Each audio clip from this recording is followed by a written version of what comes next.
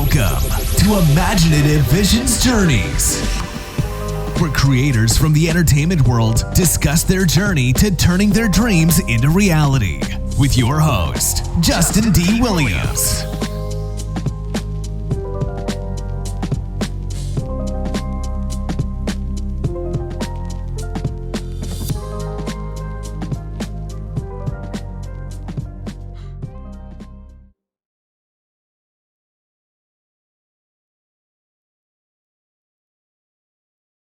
All right, everybody, welcome to Toxic Geeks and Imaginative Visions. I have a great interview today. We are really blown away with the short film we're going to be discussing, and it is called The Fore-Men.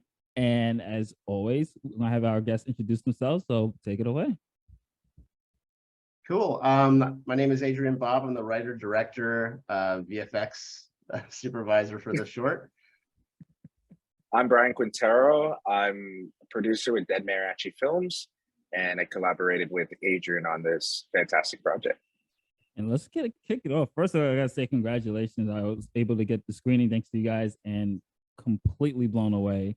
Adrian, since you are the writer and I had to ask some writing questions as a writer myself, where did this concept come from? How did the ideas come about? I mean, it was always one of those things where, I mean, I've always had a love of paleontology. I'm a big science nerd, and it was just kind of one of those things that when you're a kid, you know, you have these ideas and thoughts where it's just like, what if I were to rewind back time, what would the space that I'm in right now be? Would there be a forest here? Would there be an ocean here? You know, I just always have been doing that game in my head since I was a kid. And then, of course, you do the opposite after you've done those thoughts. You start thinking, well, what's going to come after? And, you know, I feel like I've always had that idea, and I've just wanted to find the right way to tell that story. And during the past year, it was just something where I was kind of like, you know what, it could be a really cool, I haven't seen this before. You know, what would that story look like? What would that story be? And then, you know, what would it be if you pushed it into the darkest possibility where, you know, the things that we become end up being almost, you know, monstrous. So it really is just you know, questions that came out of just analyzing what is out there and what we know about paleontology and about, you know, deep time as it's a concept. Yeah. And especially with the visual effects, with the designs there. I don't want to spoil it, but there is the creatures that's in there are very unique. How did that come about to really just imagining how that's gonna pull off? So the funny thing about that is the only ones I designed were the Fore-Men. So which obviously wasn't an easy task either. Like any good design, it requires a lot of iterations, a lot of, you know, bouncing it off of people, Brian being one of them, and really kind of refining it to something that works, but, you know, also treads that fine line that's mysterious, but also, you know, human, because that's what they are. And really kind of trying to give us that sense of they've gone so far that it's almost like, what if a chimpanzee were to look at, you know, us? There's just weirdness they wouldn't quite get, but they'd still relate in some way, right? So it was kind of finding that strange line there. But with all the other creatures, they're actually things that have existed on this planet. And that's a big part of the story, was that, you know, time kind of collapses on itself, and you get living things and objects and terrain from every era suddenly just collapsed into one moment, into one present. So it was just me kind of going through the catalog of the strangest, the weirdest, and usually biggest things that have ever lived on the planet. And Brian, can you tell us what were your reactions and what made you join the project, like when you read the script and, you know, heard about Adrian's vision? Yeah, so I met Adrian at a film festival. Shout out to Blood and Stone Film Festival. Yeah. And we met during the Deadly Exposure, which was sort of the market place. And Adrian and I saw his short film and I was blown away by it. So we started talking, kind of spitballing ideas, trying to find ways to make that happen. And honestly, it was Adrian who sold me. Like, he, as a person and genuine artist, and crafted with his passion to the VFX. I don't know that world, so for me it was sort of eye opener. it's like here I understand production in a practical sense, but in that sort of VFX world, it opened my horizon of like, well, this is achievable and this is possible. And so even going throughout every step of the Adrian and I were working the writing process of it, and we're finiting it and refining it and just finding ways to get to the core of the characters, but also allowing that the environment around them plays a character itself, and how they adapt to that environment. So the biggest goal for myself was to take my time and really give Adrian everything that he needed to flourish with that, from production design to time and casting. And casting was a core element as well. We needed the right Sam to helm this project, so we took our time with it, and that time gave us enough to really maximize what the potential of the story would be. And so my experience on set was, because there's no VFX, I'm like, I have to trust Adrian, tooth and nail, in terms of, well, okay, what's this gonna look like? And I just have to trust him. And the end result is exactly what we were hoping for. Especially, let's touch a little bit on that world building aspect of the project, because there was a lot of world building with this, which I really didn't enjoy, especially with Sam. And I won't spoil the other characters and the fates of the characters, but to have such an original idea such as this, what are some of the challenges that you would say you guys came across when it came to just that world building aspect of it? I mean, it's I think the thing with world building that is often kind of missed is, you have to kind of think about it, not necessarily in terms of the logistics of it, but also the emotions you're trying to give. And this is a world that was very much meant to almost be confused and sad, was kind of the words I kept writing over and over, where, it's a world where all of time is just so like scrambled and everything's so lost and confused that, and obviously that's reflected in our main character, Sam, as well. So everything has a very somber kind of, tone about it. And then you work backwards from there. So it's kind of like, okay, that's what it has to feel like. And then over here on the other side are the logistics. So it's, how do I come up with, the logistics of this, how this would fall apart and how this would all get crammed together. And one of the things I kept kind of thinking about, I love video games, is when video games glitch. Yeah. And suddenly you have things that are colliding into each other. You have geometry that's just stuck. And I've always loved that image, because I mean, in a video game, when you play it, it's laughable, it's a joke. But I always thought, like, what if that were real? That would be absolutely horrifying. Like, you just suddenly see a car that's sticking out of a mountain, or you're seeing, just matter just suddenly stuck. And the instantaneousness of that was just always really interesting to me too. So that it was kind of that, finding all these interesting visuals that work together, but in the end still tell the story. And that's really what it comes down to, is reflecting Sam's kind of mentality, or her emotional state in the world that's surrounding her. And from sorry, just to add, from a production standpoint as well, some of the challenges were consistent weather. We found that it was coming in and out from the sun, and to support those visuals, we actually went to 3 different, we're from Toronto, Canada, but outside in the greater Toronto area, we went to 3 complete different areas to film, to capture these unique, like the rocks by the beach, or these like really extensive sort of farm, RVs and long landscapes. All of these locations were necessary for these visuals. So we just try to, explore all that and capture it. Yeah.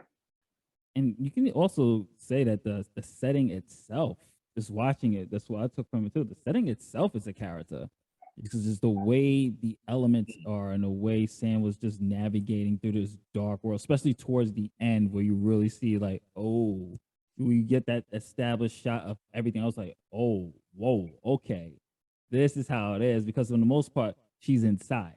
She's in this room with another character, and they're just trying to survive. Then once she finally leaves, and you see like, oh, there it is. This is what that emotion, like you guys were just saying, that emotional, that setting comes into play. And I was just like, man, this is it right here. That's like, awesome really to hear. Yeah, because I was watching and I was just like, man, this is great.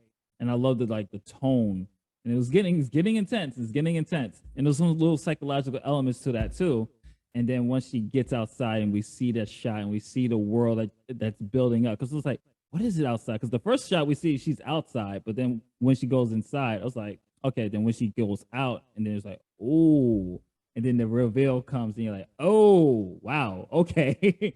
So I had to ask this because it's kind of a cliffhanger.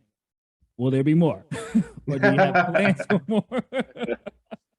That's honestly the best question that we can get for this. Yes, we are working on a feature version of this at the moment. Okay, awesome. We're in very early stages, but I mean, you know, one of the things that happens whenever I work on almost any short is I write just, you know, I just have a document that's just incomprehensible ideas just like piled after each one after the other, and like the rules and like what can't be broken and what can be broken, and you know, and I think that requires, especially in a short, requires so much discipline to kind of figure out, okay, what do we want to show, and like kind of what you were saying, you know, we start off small and then we kind of by the end of the film give you a larger scope of what that is.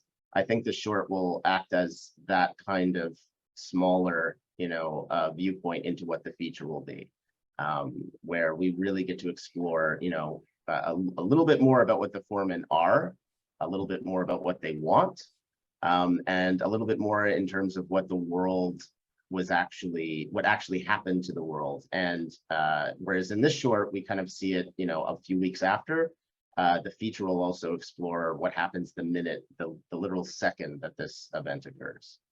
And both of you were wearing multiple hats. So what would you say was the hardest part? I mean, Adrian, you're writing, you're directing, visual effects as well. Brian, you're casting, looking locations. What would you say was probably the biggest challenge for you, since you were wearing multiple hats? I'll let you go. I'll first. go. Yeah, I'll go first, just in case we don't say the same thing. On top, I will have to say on top, Adrian also moments had to do some of the lifting in the production on top. So really, when you know, he wears multiple hats. But for myself, honestly, it was one of the smoothest production, because again, I told Adrian, no, like if we want to do this, have faith in me that we really need to take our time, especially that there's so many different components.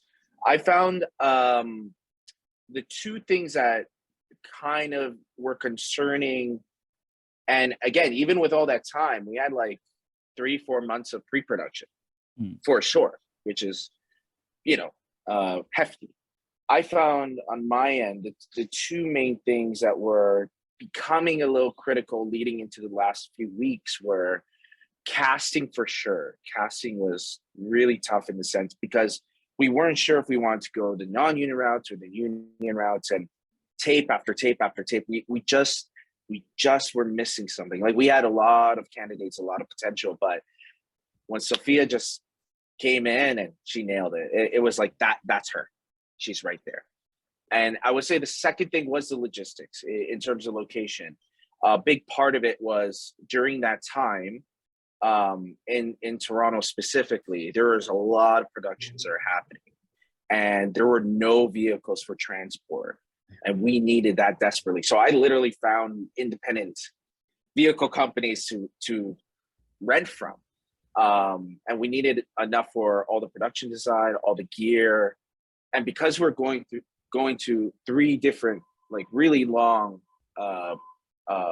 you know, locations. That was really challenging because we need to pull the trigger on it literally a week before going to camera. But once that came through, everything was smooth from there. And Adrian?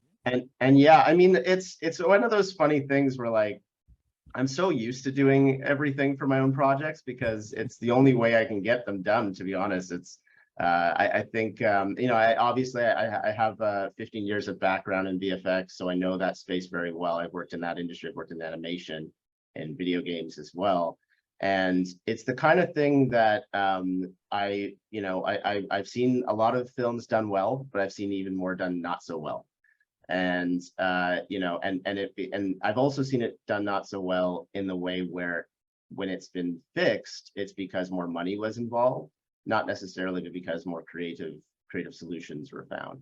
And to me, that's just become such a passionate thing to bring to all of the projects that I work on. So, when I'm writing, I'm drawing, I'm, modeling on the computer, I'm like sculpting on the computer, I'm doing matte paintings, it's not one thing, which is why it's always so hard to even just say sometimes like writer director. I think director is definitely the best word for it, but it is this kind of, I did the posters, I did the advertising, I did the trailer, I did a lot of these things.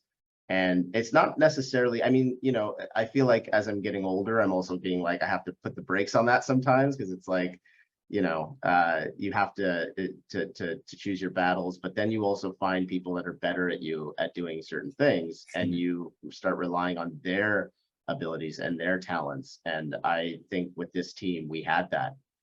So, in the stuff that I knew I could do, it was because not only did I know I could do it, it's because I was doing it. It's just, pre-production and post-production are weirdly the same somehow for me.